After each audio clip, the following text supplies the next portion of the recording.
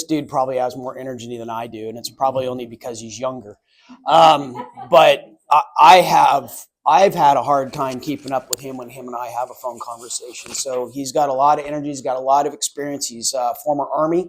All right. So we appreciate that. And any of you who have served in this room, thank you so much for your service. We don't get to have what we have today without that sacrifice. It is a different level of calling. It's not about getting rich. It's about serving a country, and serving a need that's greater than yours. It's probably the single best thing that I ever did. If you have kids and they're thinking about it, I would encourage them, let them do it, because there's not anything, they won't experience anything else like it. And it also shows you how another side lives, which is always a great thing to know in life, is how another side lives. So Tyler's a Christian. He's a prior Army medic with almost a decade of service under his belt.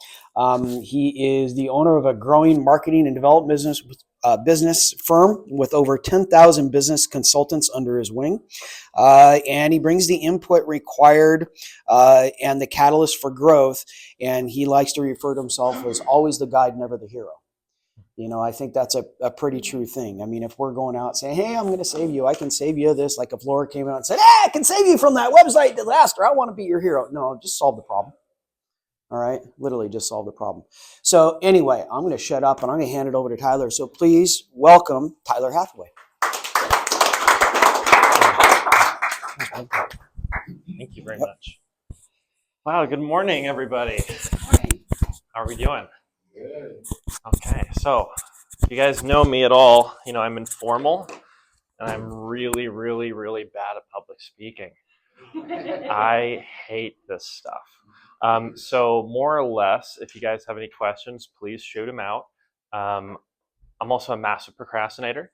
So my plan was to procrastinate because oftentimes the best things you can get out of stuff like this is when you're going off the cuff. Thank you. I'm not alone. Fantastic. But more or less, I kind of planned to get that done last night. I had an emergency call from a client, said, hey, can you meet tonight? And so I spent from about 10 o'clock to 1 in the morning with them. And then I got home and then went to bed and got up and came here.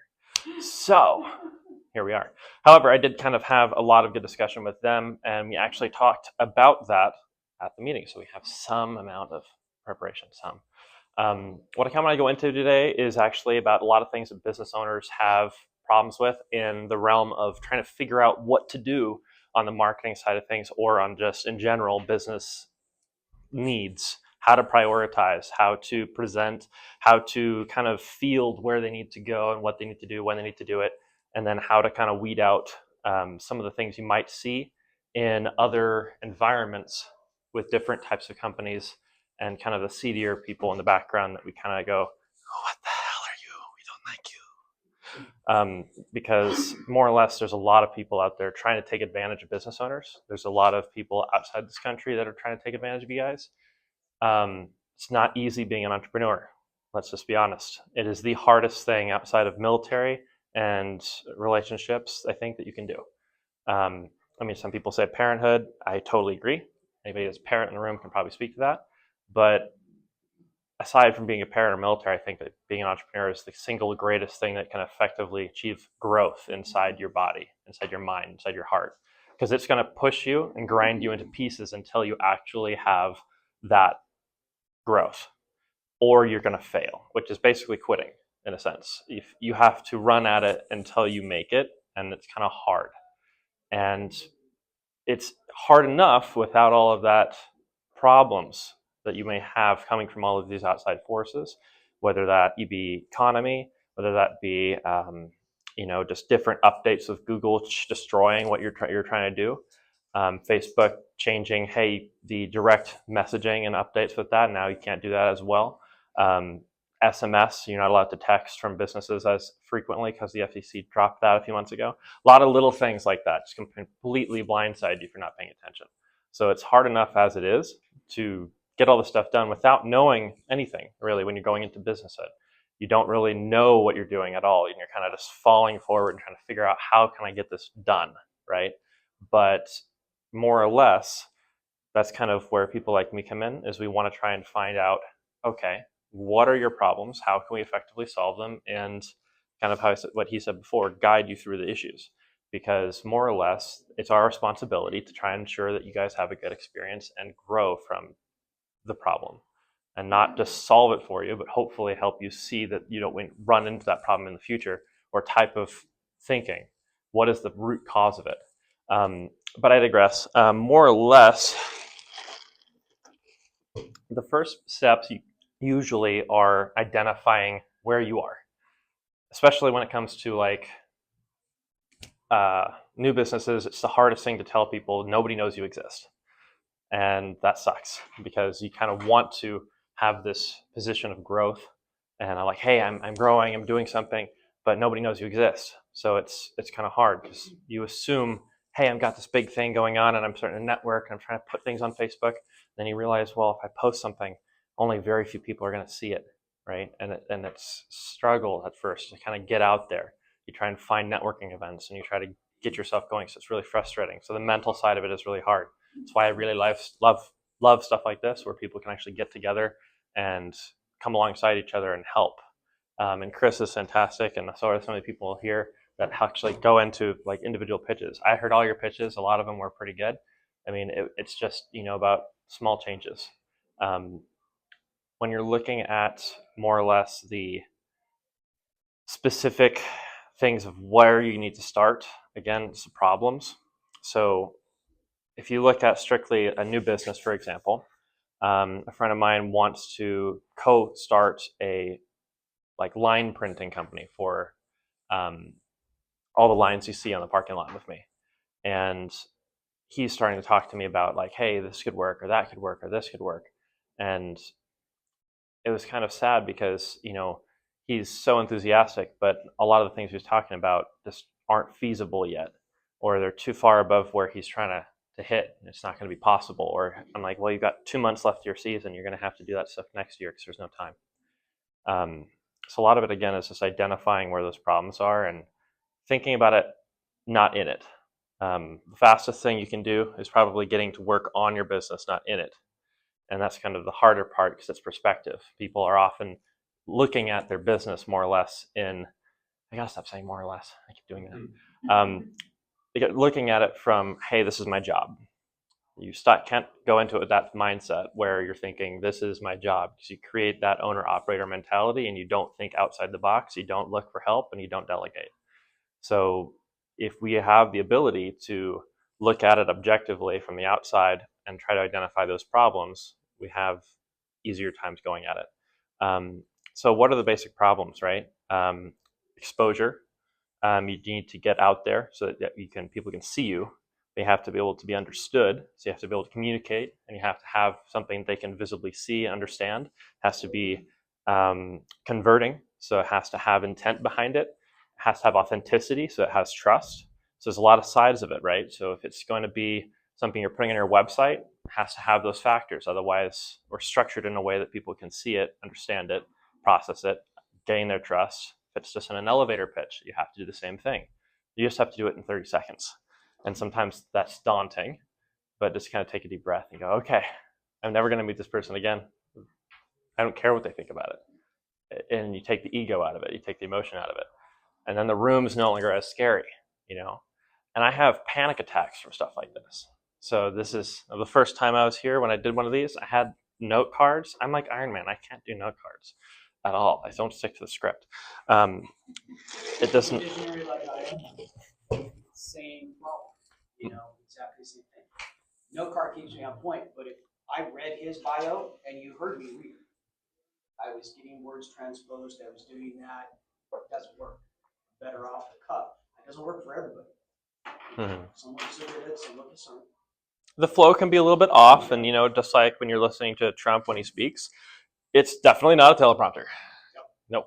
And that's kind of nice too, because it's also not, I am reading from a script and I am looking like this and I am robotic. And telling you what you want to hear. You want to hear that I am going to remove this and put that in place, and that is how we're going to work. It's pointless.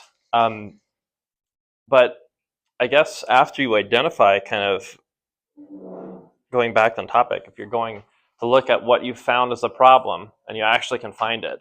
And if you don't know what the problem is, find out who knows, or someone who's done it different, coach, mentor, do it early. If you ask anybody in a job site and you have a hole that needs to be dug, okay, I love this. If you send the strongest guy in the room to go and fix that problem, right? So if we sent this guy over here to dig a hole, right, he's going to go at it like crazy. He's going to dig that thing, and it's going to be, and it's, you just give him a deadline, okay? But if you send the laziest person in the room, you say, I'm like, where's somebody that can dig this for me? Do I have a backhoe somewhere? Cool. I don't need to do this. This is Or the entrepreneur looks at it and goes, I'm going to get paid $10 to dig that hole. I bet I can get somebody to dig the flat and make whose favorite book is got Tom Sawyer in it? You know, the painting the fence analogy. I love that because you actually get to see basically I'm going to make the elevator pitch, I'm going to make the actual sale, and then I'm going to sit back and watch you do it and make me money. And isn't that great? But like, if we're going to look at those problems, it's so much harder to think, hey, I need help. I need to be able to reach out for help. And I am the worst person of any of you likely in this room for asking for help. I'm the worst, promise. But that's something that we all need to work on, is asking for help, being willing to, and then stopping, because a lot of people are like, hey, I want to dig that hole, I want to learn from that experience. But if you have to dig 70,000 holes to learn from that lesson, or someone can just say, hey, backhoe, dig. And they're like, oh, wow, I didn't know that backhoes existed. This is cool. Who invented backhoes? God, I want to kiss them. That's 70,000 holes to dig. This is so much faster. It's easier, okay? There's some things where it's like you have to go through them to learn, like loss, right? The only way you can learn from and understand someone that's been through loss is you have experienced it. But if you don't have to, you don't have to experience loss. You can still help them in different ways and understand the techniques that they need to cope with it. The skills, like you were talking about for skills, people need to understand those skills. So a long story, but find out the problem, ask for help if you don't know, and then when you have identified the problem, what do you do about it? Who do you talk to? So with business, it kind of falls into sectors. A lot of people that do marketing, they focus on one aspect of it, the marketing. But if you end up focusing just on the marketing in your business, you're going to fail. It has to do with marketing and then sales, right? But then you have infrastructure, administration, you have like SOPs and training documents, you have operations, order delivery, fulfillment, customer reliance management, or customer relationship management. You have all sorts of things, IT issues. You have, again, little things that just jump out of place. And if you kind of try to build out the runway before you actually have like the bathrooms in place at the airport and the other facilities required to handle additional planes coming in, or even go out and say, hey, we can, other airports, we're here, we exist to have more planes come in, or any at all, you've kind of built out your runway, but you have the whole build it and they will come argument doesn't always happen. Because you can build a billboard, like a website, and nobody will ever see it because it's on the desert highway in the middle of nowhere and it doesn't exist because they don't know you exist. So it kind of is a balancing act, because also if you dump $10,000 or $100,000 of ad spend into a budget, but then you now have literally 70,000 leads to process, and you only have 2 people that are part-time, and you only have enough money coming in to pay 2 people part-time, you've now dumped all of your money, it's gone, and now you have, and these are people that need immediate service, right? Say it was an emergency plumbing company. True story, an emergency plumbing company spent $11,000 of ad spend. They only had 1 person, and they lost a lot of those people that were emergency need because people were messaging them within right that time. They were booked out for a day or 2, and that was the only thing that they didn't. They lost a ton of business and a lot of money. So, like, that's something that people need to focus on too. Is not. I think that's a really good lesson right here. You can, like you heard me before, the ideal customer versus the best customer. Mm-hmm. Right? Kind of the same thing. In this case, what you did is you overinvested as a business in your marketing, not realizing what the return on that investment is going to be, thus creating a backlog in your serviceability. Mm-hmm. You just shot yourself completely in the foot. So when I look at my crew, I go, look, guys, I'm all for growth. Mm-hmm. This growth good, this growth bad. Mm-hmm. Okay? And the reason is because you usually cannot scale fast enough. All right. And the problem comes when you have to scale fast, you blow your expenses completely out of the water because all you're trying to do as a business owner is what? Solve the problem. Mm-hmm. All right. And if you've got a big problem, so if you're going to be creating yourself problems, you're going to be creating that market, you've got to know what's on the other side. The nice part about, especially with what Laura does and the expertise of what we have now, is a lot of stuff nowadays is quantifiable. Mm-hmm. From the marketing and advertising expense side and the results side. That's the better part. You can walk into a TV studio or a radio station and go, hey, we guarantee on 1,000 sales on this $4,000 ad spend. They're not going to do that. All right. But digital allows you to do that. Right? So you can track that ad spend. Now, the nice part about digital is once you figure out the format, then you just duplicate. Printing money. Add to it. And you start printing money. So how have you helped small businesses, local businesses with that balance of, you're looking for growth, you're looking for new clients, you're looking for new customers, but we don't want to dump twice as much money as you need, otherwise you're going to get overwhelmed, you're not going to be able to manage the growth. It kind of goes into expectations. So it's a good point.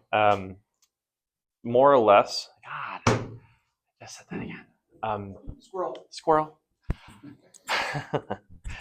Expectations. So people need to be honest with their marketer. So if you tell me that you have the capacity to handle 70 leads a month, and I do the math and say, hey, from after what these cost per click of say $10, we need to have 700 actual clicks that land and actually commit to a meeting. So say, what if we needed to have like 3,000 clicks at $10? Then we have an articulate, yes, it's going to cost $10,000. We have a generalized, okay, this is a spot that we can put a finger on that after we try to optimize it for what the industry we're seeing.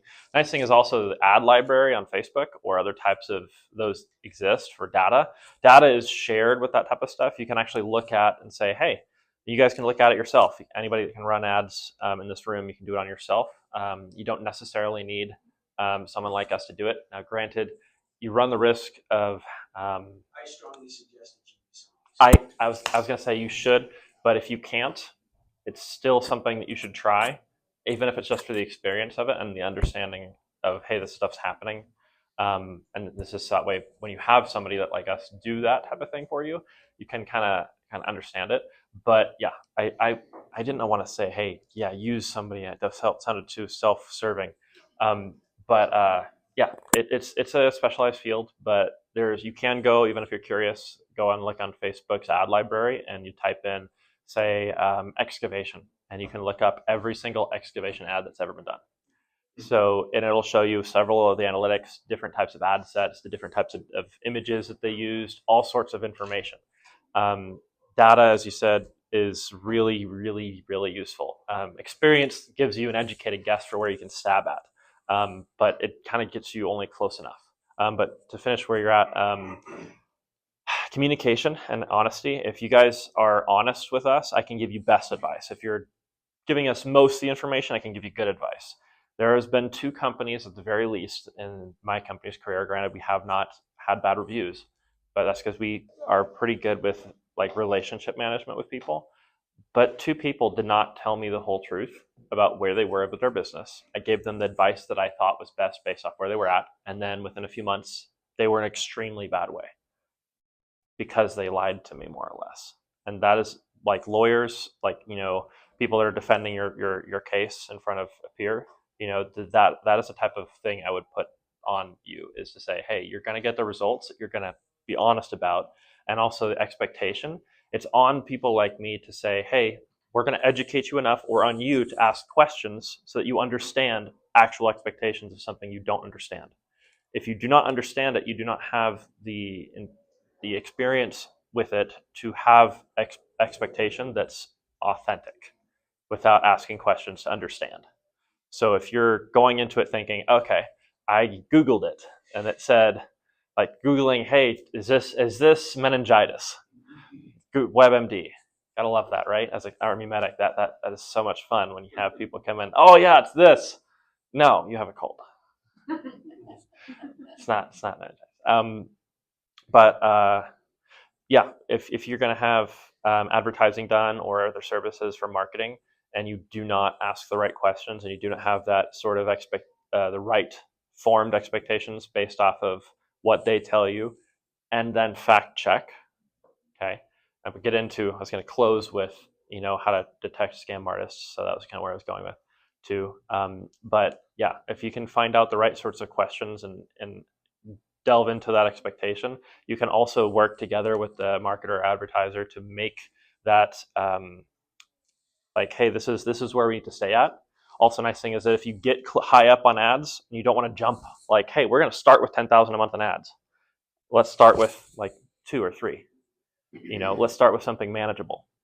Now, people that may start in ads and they don't have 2 or 3,000, okay, save up for 2 or 3,000. Put aside 300 a month or 400 a month. But if you start out at 500 to 1,000, you're still going to get something. But if you need $2,000 worth of ad spend data to cross test and a whole bunch of things like that for advertising, and you only are doing 300 a month, well, guess what? Now you're extending your time before you may see good results or optimize your ads. And then you may give up on 2 or 3 months in and think this is not working. Or you have someone that does ads for really cheap and they're like, yeah, you can start this for $200 or $300 of ad spend a month or $1,000 of ad spend a month. No big deal. Let's spread it out on several platforms. You'll get better results that way. Maybe, maybe not. But at the same. Well, yeah, and then you get into that whole, now you start talking about keywords, now you start talking about what your operating boards, you start talking about A/B testing, and A/B test just means I run 2 ads simultaneously, or 100. Worded different. And then you're trying to look at Question on that. So yeah. let's say 2,000 to 3,000 a month. Now, hypothetically, theoretically, once you're dialed in, because you scale that back, because now you know what's working and you don't need to get all the cross data and all that kind of stuff. I would say it depends. So for us, for example, we're assuming you want to stay within your capacity. So yes, you have a set amount of leads that you can handle. Start out 2,000 to 3,000 a month, figure out what works, and then have you ever seen that happen? Yeah. No, I mean it does happen where so if you start out with on Facebook, for example, with that ad spend, and you start out with like $14 or $20 of like clicks, right? You start out with, hey, this one's got a good hook, this one's got a good like creative on it, and this one has like better infographic about it, and then you put those all together, and then you're, oh, hey, this one now has $8, okay, and then you get that data, and eventually Facebook's like, bitch, I'm going to take over. This is so much better if I do it. And then they yank control of it from you, and they find all of the demographics and cross populations of, hey, these are the people that are similar to this audience, and then we're going to actually be able to find you even cheaper. So yeah, you may end up having a lot more clicks and a lot more leads coming in. So you could dial back on the ad spend if you're trying to not grow. I would also hesitate to say that that's a good thing. So if you're growing, and I had this conversation last night, if you're growing like this and all of a sudden you have a little bit here, that should be an indicator saying I need to increase infrastructure or something to handle it. Not necessarily to slow down a ton, slow down a little bit until you can manage that and then turn it back on. You can always put pause on ads. You can always say, oh, we're going to take a week off ads. We're already booked out 2 or 3 weeks. Okay. But that's where, okay, how long does it take, for example, a construction company to find, hire, train one new employee, or a cleaning company? Most cleaning companies, residential, they can make $8,000 to $10,000 off of a single employee. So if you can hire an additional employee, and then you have the ability to turn on the leads and you get more of the sales coming in, you now make an additional, like say, $7,000 profit on that person. You now have the ability to now have, okay, now we have $7,000 more potential ad spend if I really wanted to do it. Or say an extra $1,000, and then you spend that $6,000 on a new city's location website and Google Business Profile, social media setup, and then you find somebody that you on your team that is okay, and then you send over there, and then you can expand. Now, there's some things about saying, you were saying totally right. don't hyper expand too quickly. You need that stability. You need systems, processes, SOPs, training documents. You need all of those things set up correctly so that you can actually handle that growth. You know, get accountability with people that are mentors and coaches, or accountants, legal side of things. Make sure that you're doing things correctly so you can actually handle that. But once you hit that point of, okay, I'm maxed out currently, that should be a message to not think about it in the owner operator mentality, but think about it in the owner mentality of, okay, now I can push, now I can grow. Because don't forget about the Mexican fisherman. The story of the Mexican fisherman. remind me. So sorry. No, don't. This is all for this. This is for it. So American goes down to Mexico, sees a guy out there fishing, comes back. The guy starts playing guitars with his friends. Oh, and the yeah. American says, "Hey, I could help you expand your business." I'll cut to the chase. At the end, the punchline is, "Oh, well, ultimately you'll be an executive in New York, and then what happens? Well, then you'll retire and come back down to Mexico and fish and play guitar with your friends." Mm-hmm. That's what I'm doing now. Why would So figuring out what is important, everybody has what's important to them. I guess the difference in my head is, if you're going to create a job for yourself, then you also have to have the responsibility of ownership and the job, and you don't have anything in between. So it's a lot more added work, a lot more added responsibility. And if you do not add people into that to delegate the things you do not want to do out of it, and then you can focus on what you do want to do, then you have what you do want to do, you live the dream, and then you actually are able to just focus on life and just focus on having that fishing trip or fishing in Mexico with your buddies. But if you don't, and you're just like, hey, I'm going to grow to capacity, I'm maxed out for like a real estate agency, or for example, hey, I'm just going to grow to 10 agents or 20 agents and I'm going to stop because that's all I want to do. Or I just want to, I'm an individual agent and I don't want to think about having my own agency. Or someone that just does handyman services and they want to book out their personal time, or individual chiropractor, they want to book out their own individual time. They're not thinking about, hey, let me hire 1 or 2 or 3 other chiropractors so I can do this part-time and spend more time with my family. And also, what is it going to take to get there? Are you going to have to sacrifice for a year or 2 or 3 some of your time in order to make something happen when it's a business? Potentially, especially in the first year or 2. This economy is crazy. Last 3 or 4 years, the price to enter into a new home has gone up 80%. Am I wrong? Give or take? A lot of areas, sure, yeah. So, like, that's kind of the thought for me, is this economy is going bad. The dollar value is going lower. You know, the cost of butter at Costco about 9 months ago was $10.25. I check butter for some reason. I don't know why I do. It's last night it was $14.62. So that's something to think about, is as the envelope gets pushed farther out, we have to perform more and more and more and more. But if you listen to Warren Buffett, if you have Coca-Cola and you are thirsty and it is hot, you're still going to want Coca-Cola, and you're still going to pay me $8 for it if instead of $2, because I held the Coca-Cola. And you want the Coca-Cola because it's nice and it's got that nice condensation on it, and it looks delicious. You know, so if you have something in the regards of like what is important to you and the things that you're wanting to do for family values and all the other things that you want to do for life that are outside your business, prioritize those. And sometimes we have to try and say, okay, in order to do this, I also have to be, it's my responsibility as the business owner to look at what's coming. So in the military, for example, who all here is military? Okay, so the 4 of us. If you have a commander that is sitting down and looking down like this at the little small problem, you are scared, right? Because he needs to be looking out. He needs to be looking at what's on the horizon and seeing what's coming at you.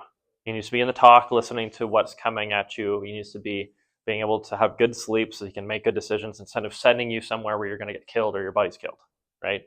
Same thing goes for business ownership. For personal time and family time, you have to also understand what is coming down the pipe. It's on you to have the responsibilities on you to do the research, to pay attention, because nobody else that works for you is going to. They're trusting you to do that. They're expecting you to do that. And if you're not doing it, shame on you guys. Not not pulling punches today. But that's kind of the question, right? Is if it's not on you guys, who's going to do it? Nobody. And then you're going to get blindsided, and everybody that's depending on you for their families, or your family depending on you for their livelihood, and you being with them at all. Because then how much more so are you going to have to be working, right? If it gets way worse and you didn't expect it. They're never going to see you. So it's kind of like I have to have this balancing act. If I really want to spend time and go do something, or go to Lake Coeur d'Alene, or I really have to do this meeting because I have no choice. We have things coming, and it's worse when you actually are looking at it in that perspective, and it kind of sounds hopeless or like, but it's just kind of that expectation we put on ourselves that others don't have to. Yes. Question for you, Tyler. No. I am curious. I'm curious about all things. So I'm curious. So you were military. Did you go straight from military into what you're doing now? Yes. Okay. So. Well, yeah, kind of. So how long have you been More or doing less. what you? That's a long story. Short version. I was working at the hospital. I was a general float during COVID, and I was in college. I was finishing up the prerequisites for either ARNP or PA, and then I got a message from the military saying, "Hey, if you don't take the vaccine, you're going to get a dishonorable discharge. You're going to get flagged."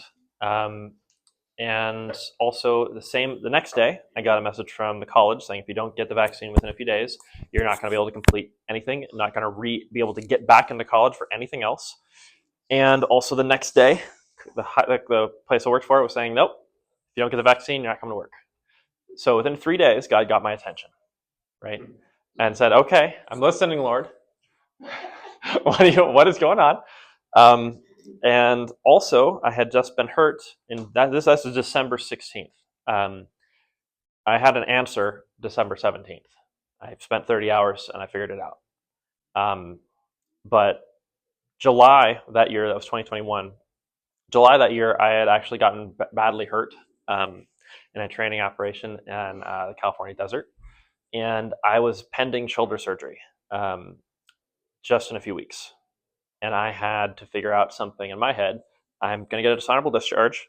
Nobody's going to hire me. I have no ability to do physical work, so I can't do executive protection or like security that I used to. I can't do anything in the college. There's no time, and they won't let me in anyway. I can't do anything medical because I'm pretty burnt out as it is medical during COVID and as a medic. Been through enough. So kind of what am I going to do? I had to lean on, okay, what have I done for family and friends for a long time? And I kind of looked at that after. I was actually looking at a real estate, kind of wholesale real estate course. And I looked up a blog about, hey, was this a good course? And it was actually, well, halfway down, well, we really want to talk about digital real estate. I was like, what's digital real estate? That sounds interesting. And then it went into, well, websites and how do you do things digitally. And I was like, well, that makes sense. I've never heard of it called that before, but that makes sense. And then I spent the last money we had on 6 courses. I plowed through and I finished the first course, which was supposed to take 3 months. I finished it in 4 days, and I had my website. So I'm a workaholic. I spent 20 to 21 hours a day working between December 17th and December 31st. I had 2 of the additional courses finished. I had my website built up, socials up, and I had my first client January 1st. My surgery was January 13th. So I had to replace my income within that month, and I did it. So I had to make it profitable from month 1, not month 3, not year 2. And I had to do it with no really upfront capital or anybody knowing who the hell I am. And now here I am speaking to you guys. So I mean, there's a longevity to it, I think, but at the same time, it was a God thing, and it really kind of to me felt like, wow, this is what I was meant to do, because I really enjoy as a medic, I really enjoyed being kind of the diagnostician side of it, where it's like, hey, I'm going to walk up, I'm going to look at you, and I already know what's wrong. Or I know you're lying when you walk up to me, hey, doc, my back hurts. And the guy behind you is carrying a camo netting pole, and he's smiling. And he's like, what? Oh, I just fell. Take off your shirt. They were throwing them at each other. I wish I could make this up. They were throwing it at each other because they were bored. 20-pound camo netting. 20-pound camo netting pole, right? Yeah. And they're just like, yeah, we're going to throw javelins at 10 paces. Yeah, I believe you. Yeah, so think about that. That's kind of how I look at it with businesses. Do that for your businesses. Do that with the mentality of, I'm going to look at it from the outside in. What do I have? What do I need to do? And then I'm kind of getting away from your question, though, I So think. my second part of my question is. Please. Sorry, I get distracted. I find that there's a great load of marketing people out there. I mean, just like lenders, right? Everywhere. So why should I do business with Tyler? Like what? Oh, I'm not going to talk about myself in the moment, but let's change the question slightly if I can. So if we have to figure out what type of company to work with in general, right? What is important? Can they do the job? And can I trust them? Right? It's about like figuring out what type of company to trust in that regard. Is that more or less the question? How do you quantify the results? How do you quantify the trust? How do you quantify the experience?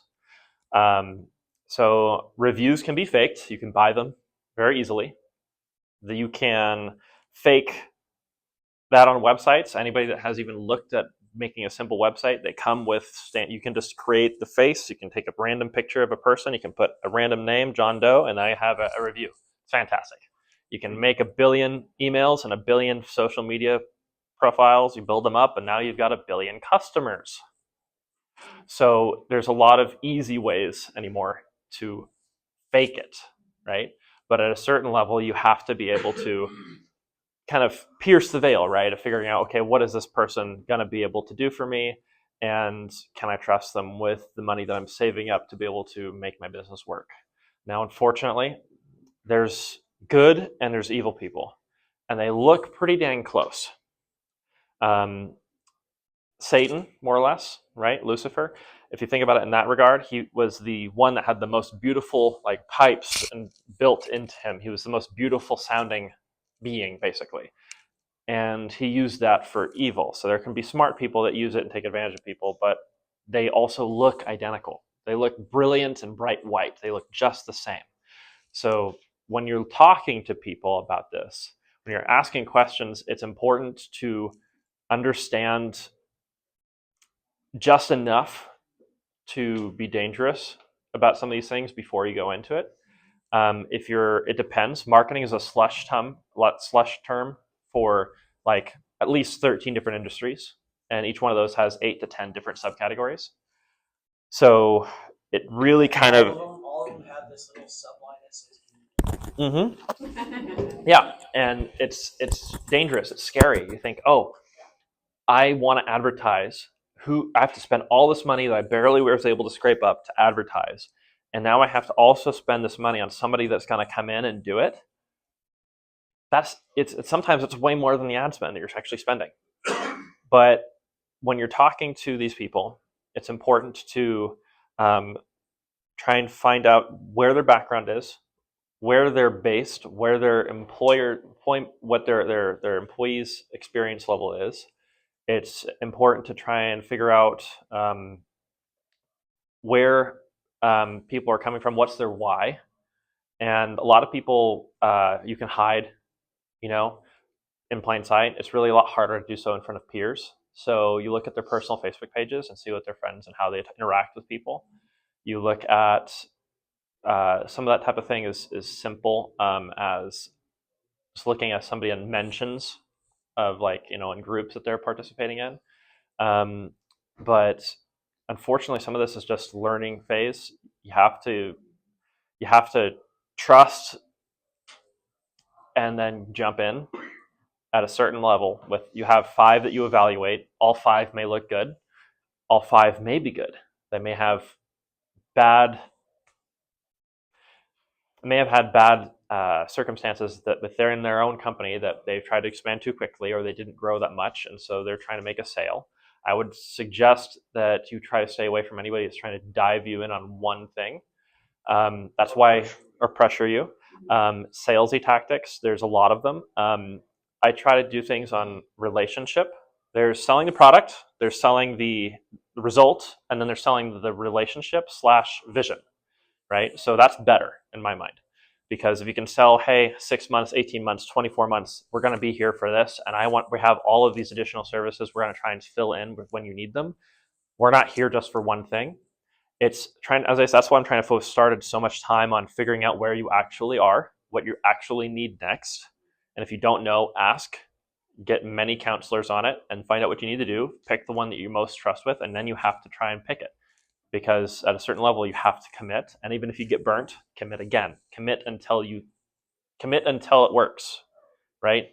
You're gonna have to touch and test to see, oh, that burner was hot. It's cooled down a little bit, still hurt. Oh, hey, that's not that bad. And then the marketing side, guys, I gotta cut it. Oh. Tyler off here. We've hit our wall, but Dang it. on that marketing side, this is where people like Laura can help too. All right, because there's all sorts of keywords. There's all sorts of stuff that you gotta. I was just gonna say, I don't do the like. You don't do that piece of it, the micro level stuff. You do the build, but you know how important it is. I mean, you need to have that information when you go build a site. Well, I just wanted to add to what you're saying. About Please. How to pick people, because it's a lot like doctors. You have like the Western medical model. Mm-hmm. Want a marketing person who's going to take a root cause approach with your business, as opposed to be a pill pusher. And so there are a lot Good of analogy. pushers in the marketing space that are like Facebook ads or Google ads or SEO. Like It's Band-Aid, one fits all. Service, and at the end of the day, you find out that what the reason why they're pushing that is because they make the most money off of doing that instead of like actually helping you make money for your business. And so once you just approach your business holistically and practically, I would say get down on a relational level with you and figure out your individual needs, and then fit the marketing pieces together over a long-term relationship. So. Cool. Right on. Anybody got any other questions for Tyler? So comment question, I don't know what I'm doing, is my biggest issue has always been, like you said, save up $300 a month for a little bit until you have a couple $1,000s. That's the ad money. And then you just said that sometimes marketing person you're working with is costing you more than the ad money. So the guy that's trying to get a business off the ground in a new area, and a lot of us are that. We're new to the area, trying to get a business off the ground. Getting to that point where you have 5,000 sitting around, it's going to take a while, right? So is there anything that can be done in the meantime? Is there anything that can be done as baby steps? Snow removal?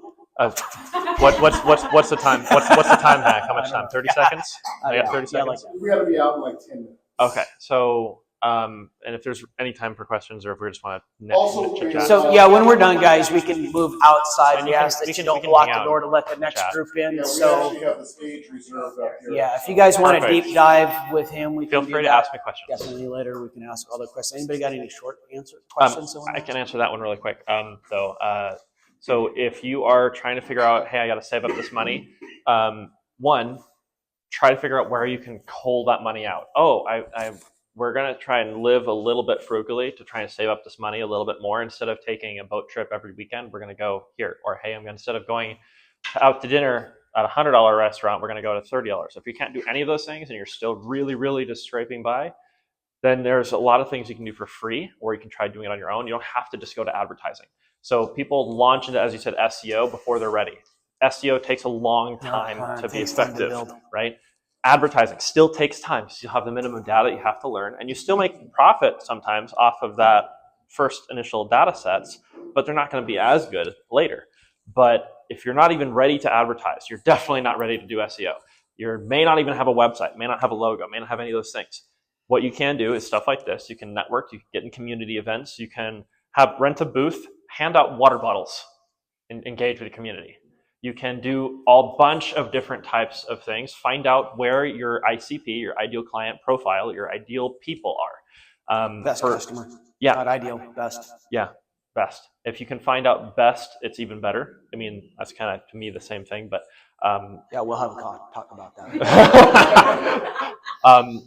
when I say ideal, I mean like perfect. That's where I go for my brain. But Right, but that's not your best customer.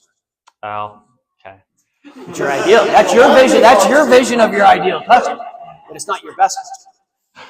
What I try to think about is like, hey, if you've got See, like I know everybody could use my product as ranch, so everybody's my customer, right? no, That's what I'm getting at. Mhm. Who's my best customer? somebody that really cares about their health and going into and continues eating to want to stuff buy the all product the time. over and over. So there's a difference between ideal customer and what the best customer I actually see what you're is. saying. Yeah. So when you're thinking, no, Lesson learned. that's the thing about this is that it's always a learning opportunity every single time, and it's nothing about ego. It's about humbly saying, "Oh, hey, thanks. I need to know that. I love doing what I do because I get the opportunity to have so much exposure to different types of businesses and problems." But So could identifying my customer type help with targeting? in fact, it's really necessary. Do your research. Find out where they live, what they do, how they think, what their problems are, what their next level problems are. Answer those. And then you have a competitive edge where other people wouldn't bother to do that research. They wouldn't care. If you're going to be better prepared going into a fight and you understand the research, you're playing against a specific enemy. You go into a boxing match and you do the research of watching every single fight that other fighter's done. You're going to have a better chance than just going in and training. And then you have direction to train. You have, I'm going to push out 10 miles. I'm going to take a reading in the beginning and say, hey, we're going to make sure that this is accurate before we leave. So we're not 2 degrees off or 20 degrees off. And then you check it a few times as you go. So research helps. Identifying all of those characteristics helps. And you don't have to have it all put together all at once. It can take time. And having that expectation of it's unrealistic can be really damaging to your mentality. If you go into it thinking, hey, I'm going to have this business here at this amount of time, you can do it incorrectly, or you can set yourself up for failure by having an unrealistic expectation, and then you hurt yourself mentally, and you beat yourself up, and then you build up a shame mentality where you then have a voice in your head saying, you're not going to do this, you're not enough, you don't have what it takes, because you failed. You failed before you even started because you set up an unrealistic expectation of success without understanding what it takes to get there.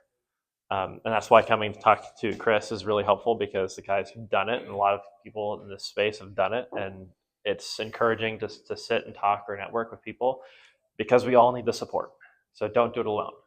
But awesome. I'm just going to ask one last question for the video that's been helpful in the past. Is there one book, one audiobook, or one podcast that you were to tell this group you absolutely need to start doing this today that you would recommend? Atomic Habits. So I would say Atomic Habits, because at the end of the day, if you want to have a realistic change with any potential outcome, it starts with you. It starts with optimizing yourself, and that starts with small changes and consistency. So people that look at motivational videos, right? What are you being motivated by? You're motivated by somebody that's doing something disciplined and effective. You want and look at that and go, hey, I can do it. But at the same time, that motivation is only short breath. So when you are motivated to do something, do it right then. Because otherwise, 20 minutes later, you're distracted, and now that opportunity is gone. Okay. Well, says you. Dude, yeah, right. This coming from the guy who started this out, I'm one of the biggest procrastinators there is. I love that. Get out of the way. Well, but I planned that. See, because last time when I tried to do this and I prepped a really lot and I had all this stuff, I came out reading robotic and I said, I'm not going to do that this time. Yeah. Is this better? That. Yep, better. Awesome. Cool. Well, anybody got anything else for Tyler? Super cool. Out on the stage. Out on the stage. Okay, so just real quick here. Thank you very much, Tyler. We appreciate what's your company name? Patriots Marketing of America. What is it again? I'm sorry. Patriots Marketing of America. Patriots Marketing of America. We